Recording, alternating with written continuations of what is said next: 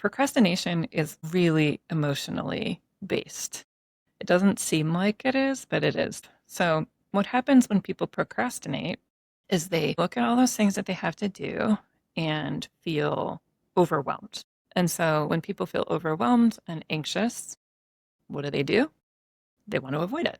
There's all kinds of tips and tools to navigate procrastination and navigating that short-term emotional relief. One of them is like, just do it and then see how you feel afterward, right? Trying to give yourself a reward. Just even if you don't feel like it, do it. And then afterward, spend 20 minutes on video games, use the reward after rather than putting it off. And also trying to think more about the long-term consequences. So trying to think of like, if I always made this choice, if I always put this off, what would that say about me in the future? Do I want to be this kind of person? And most people are like, no, I don't want to be this kind of person. So do the thing now and then see how I feel. And generally people do feel better and they kind of get into a groove once they start working on it. And then they feel better and then they don't feel like as much of a procrastinator. It's really interesting. And one of the top things that our listeners, like students around the world, say is a challenge is procrastination. I think there's an interesting thing in what you were describing there, which is almost that,